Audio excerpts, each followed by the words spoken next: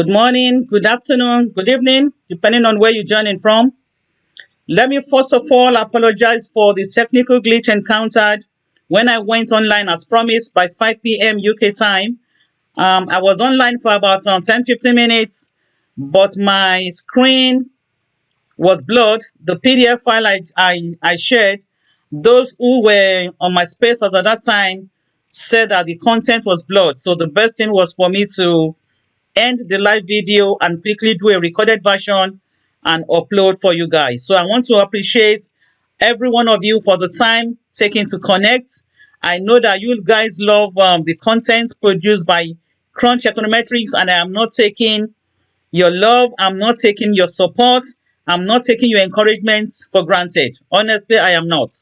From the depth of my heart, I say thank you and I appreciate you all. For all the content I'll be producing on my space, the Crunch Queen space, I'll be providing the resources free of charge. Okay. So for this multicollinearity, I'm going to provide the PDF free of charge. I'm also going to provide the data set free of charge. For Stata users, if I'm using a Dofile, I'll also make the Dofile available.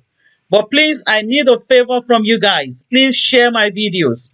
I want as many people to learn econometrics. Share the videos to your students. Connect me to your school. Let your colleagues be aware that econometrics can be taught in a very simple way. It doesn't have to be difficult, okay? So let's start by taking it piecemeal. Today we are looking at multicollinearity, the causes, and the treatment. It's going to be a short video. I'm looking at between 20 to 25 minutes at the most, okay? Short video, unedited. Once I'm done recording, I'm posting immediately. All right. One of the CLRM assumption is that there should be no perfect collinearity between any independent variables. And whenever that assumption is violated, it implies that multicollinearity exists in the model. Okay? And you should know that OLS estimators are still unbiased, but implicitly, multicollinearity affects the efficiency of OLS estimators. And that is because it exacerbates the variances of OLS estimators.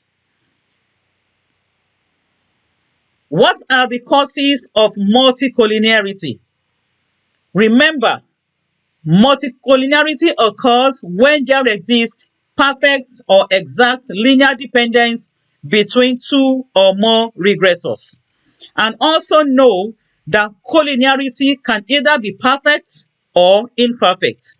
But the one that is more commonly experienced is imperfect collinearity.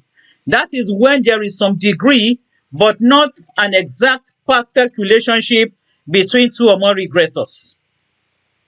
Imperfect multicollinearity affects the attainable values of these minimum variances, which makes estimation imprecise. In reality, we know that there's hardly any economic variable that is not somewhatly correlated with other regressors, okay? If these users, I'm sure you are familiar with near singular matrix. Some of you encounters that phrase in your regression, and that is an evidence of perfect linear collinearity. Perfect collinearity, or when there is multicollinearity in your model. Stata users, you may be wondering, why is Stata dropping my variable?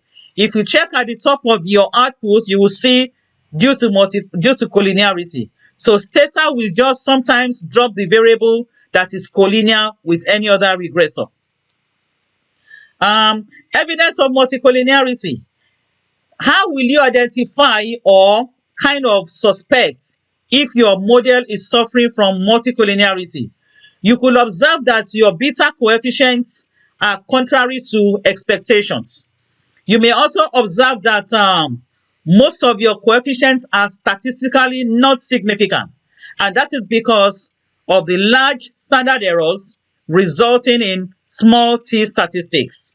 You may also observe that you have high R squared. And again, when you are removing or adding regressors, you will see substantial changes to your model.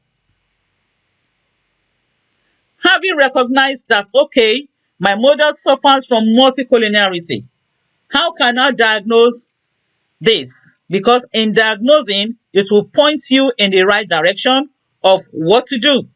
Now, there are two ways to diagnose multicollinearity: using the tolerance level and using the variance inflation factor. Let's talk about the tolerance level. The tolerance level is the percentage of unaccounted variance in a regressor by other regressors. And the literature permits that any variable, any regressor that has a low tolerance indicates high collinearity.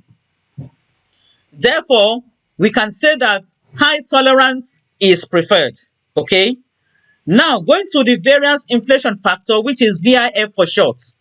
That one tells us the degree to which the standard errors can be inflated due to the presence of multicollinearity. So now you can see how multicollinearity can affect the efficiency of OLS estimates, because it's going to bloat or increase the variances of the OLS estimates. And the VIF for short is the reciprocal of the tolerance level. So this one tells you that the modal R squared has a lot to do in the computation of the variance inflation factor. In fact, the formula for the tolerance level is simply 1 minus R squared. So 1 minus R squared for each variable will detect or compute the tolerance level. So given that, if the tolerance level is 0.10, the reciprocal of that will give a VIF of 10. So that tells you that if your VIF is above or equals to 10, then there is a problem, evidence of multicollinearity. Now you have identified multicollinearity, you have seen what caused it. The next thing is, how do I treat multicollinearity? There are several things you can do depending on your data. You don't have to do everything I've listed on the screen. They may not be all applicable to your data. Okay, so I would suggest or advise, choose the one that works for you. Okay, choose what works for you. You can either collect more data or change the scope of your analysis, or you can decide to transform the collinear variable into a ratio. It is always advisable to not to include two collinear variables together in the same regression. Advisable to drop the highly collinear variable, or maybe you can even create an index, a proxy, to capture identical variables. And variables that fall in that category are ICT variables, governance variables, and financial variables. So you can just create an index that will correct the problem of multicollinearity. So here, guys, you can see two tables. On the upper part, I have Y, dependent variable, and I have three regressors, x1, x2, x3, okay? And like I said, multicollinearity relates to relationships between or among independent variables. Independent variables only. So looking at x2, the correlation coefficient with x1 is 0.89. That is high. The industry permits 0.75, okay? Or in some instances, 0.7. But to the best of my knowledge, I think what is permitted is 0.75. Anything around 0.8, they will flag your work and tell you, go and redo your analysis. Once they see a 0.8 correlation relationship. Look at x3 and x2, you have a 0.9, highly collinear. The table below, almost similar, you can see x3 highly collinear with x1 and x2. So if I was to run a model like this, what will I do? So let's dig into a practical example. I'm going to show you analysis in Stata. I'm going to show you analysis in EViews. That is all essence of trying to go live. Honestly, well, let's just continue. So I use a data set on Nigeria from 1980 to 2015 from the World Bank, World Development Indicators. And I have 8 variables here: Gini index, per capita income, domestic credit, financial system deposits, liquid liabilities, broad money, and government spending, and age dependency ratio. I'm running a research whereby I hypothesize that finance can actually reduce income inequality. So this is why I have 4 finance variables in the model. And I'm expecting them to have negative sign to show that they have reducing effects on income inequality. Before you begin your analysis, my people, colleagues, students, and as many of you who are listening to me, ladies, my fellow researchers, please ensure you do what we call correlation analysis. That will show you the degree of relationships between or among the independent variables. This result you are seeing on the screen is generated from Stata. I'm going to run analysis in Stata and in eViews, okay? But let's start with Stata first. So from Stata, click on Statistics, go to Summary, Tables and Tests, maneuver to Summary and Descriptive Statistics, then move on to Correlations and Covariances. Then a dialog box opens where you are going to type in all the variables. Normally, I shouldn't have included the dependent variable, which is Gini index, but let me just include all the variables, okay? Doesn't change anything. So Gini PC, I'm going to put in DCF, domestic credit, financial system deposit, liquid liabilities, broad money, government expenditure, and age dependency ratio. I click on submit, and here you have the correlation analysis. Remember that correlation analysis is a pre-estimation check, okay? It is a pre-estimation check. So going back to the PDF file, look at what we discovered. We discovered that the financial variables are highly collinear, which is not unexpected. Highly collinear.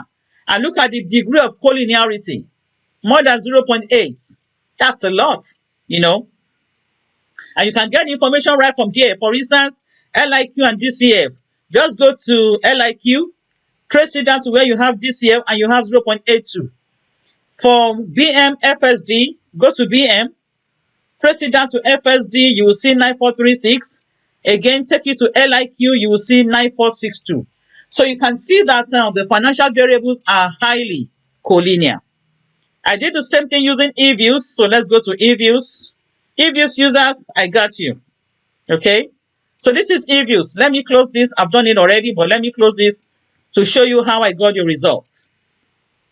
So I go to quick, maneuver to group statistics, maneuver to correlations, click on that, then list all the variables, starting with Gini index, PC, I click on DCF, then FSD, then LIQ, then BM, EXP, age.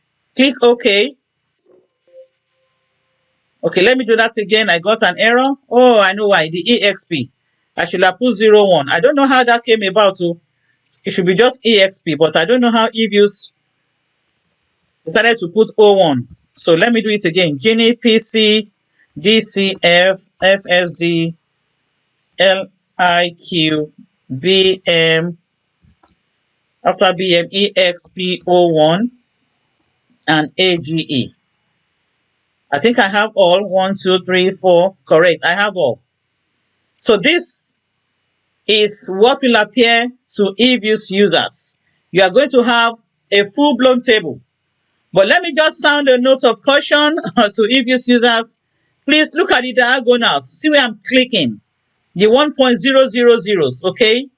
That divides this table into 2 parts. The lower left, if I'm correct, and the upper right. Very good. The lower left is what you need, okay? This part. If you can see my mouse, this part is all you need, not the upper part. So look at the diagonals and delete the other part. If you can delete manually, that is fine. What you need is just the figures on the lower left of the table. Having discovered that, I also decided to just play around with correlation by doing a pairwise correlation. I love doing pairwise correlation so I can see the statistical significance of relationships, okay? It's not important you do it, but advisable you do it. Okay? If you can, if you're a Stata user, this is the code for pairwise correlation. Just put PWCall. You're going to have this file, so you see the code right there. PWCall, comma, after you have listed all the variables, significance SIG, then the star, which is the significance level that you want Stata to put a star. So I told Stata to put a star on any relationship that is at least of 10% significance. So you can see that all the financial variables are correlated to 1% significance level, telling you high correlation and very significant relationship at that also. Okay, that's just a slight digression. Now that I've discovered collinearity, what am I going to do? I need this paper, I need to publish it. But I can't publish it like this, they'll throw it back. It will be thrown back. So I began by, first of all, running a regression with all the variables. Okay?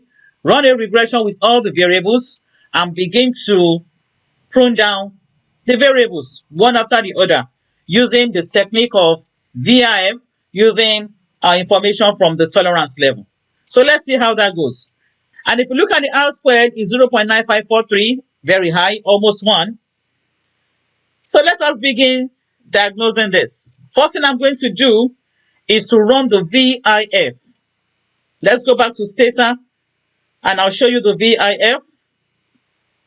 This is the code. Anytime you finish running the regress command, just do the VIF.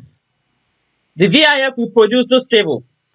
It will show you the variance inflation factor in the model with just the independent variables. And you can see the result here, 17.03. That is high. And again, you can use the calling command to determine the tolerance level for each independent variable. This is the command for calling right here. Calling, then list all the variables. I also have it in a Dofile. I'll make that also available for you guys. For those who are using Stata, you have all the codes there.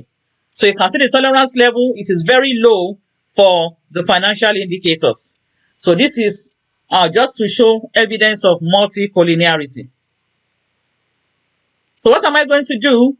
If I go back to the VIF, I saw that FSD shows to have the highest VIF. So FSD is going out. FSD is going out. I'm eliminating FSD. So I did the regression again without FSD, and this is what I have. DCF is still not significant, even though it's negative. Broad money is still significant and positive. But I have removed FSD. So let me test it again by running the VIF and the calling command to obtain the tolerance level. So this is the first, or this should be the second diagnostics. Okay, this is the first diagnostics, okay? So in the first diagnostics, FSD is removed, so we did the VIF, and we can see that we have a moderate VIF now at 6.98, indicating that at least we are getting somewhere with treating multicollinearity. And if you look at the tolerance level for DCF is slightly improved from 0.13 to 0.1435, getting better. So moderate VIF, in my opinion, I think I should still rework this model. So what I'm going to do is, looking at the VIF table, I can see that liquid liabilities is still having a high VIF of 16.4. So I'll be removing it in my next analysis. So here we have it. Second treatment, LIQ has the lowest tolerance level. Therefore, I am eliminating it from this analysis. So this is the result without liquid liabilities, okay? And look at what I observed. I saw that DCF is still negative and now significant at the 10% level. Yes, that is what I've been expecting. Broad money is still positive, but the significance has reduced from 1% to 10%. Okay? And R squared has also dropped from about, is this 0.98 now? Let me go back and check what was there before when I had all the variables. Okay. It has reduced from 0.95 to 0.86. Not bad. Good work. So we can see how the models have changed after we have been able to do some elimination by removing the highly collinear variables. So this is what we have when we remove liquid liabilities. This is the VRF. Is now 3.06, which is far below 10, which is good. And if you look at the calling command, observing the tolerance levels from there, you see that now the tolerance level makes sense for all the variables. So we can say that we have kind of treated the problem of multicollinearity. So I'm presenting to you from this slide the final model. The final model. For EViews users, let me show you how you can also get your OLS results. It's very simple by running the reg command. What you have to do is go to quick, click on estimate equation. This is for EViews users. Then from here, just list the variables. The dependent variable first, I'm going to include a constant, that is C. Then I add all the independent variables. That is GCF, FSD, I have LIQ, BM, EXP01, and I have AGE. So this is to estimate OLS, okay, with all the variables. Okay. So you can also see here, similar to what I obtained in Stata. So it's going to be the same explanation, so I will not overflog it. So if you have multicollinearity in your model, try to do some elimination. But the thing is that for EViews, I do not know how to get the variance inflation. So if you know it, please drop your comment for me in the comment section. And if you also know how to obtain the tolerance level in EViews, please drop your comment for me in the comment section. Let me know how you can obtain the VRF and obtain the tolerance level using EViews. This is for EViews users, okay? I'm expecting somebody to drop those hints for me in the comment section. All right, thank you so much. I'm about wrapping up this tutorial. I really appreciate your time. And hopefully I'll be able to go live after I've sorted my online streaming. Please share these videos to your students, share to your colleagues, so that we can all learn together, and hopefully all of us will get better as we practice all these econometrics techniques. Once again, thanks for sharing your time and for sharing your space with the Crunch Queen. Gracias. I'll see you next time in my space.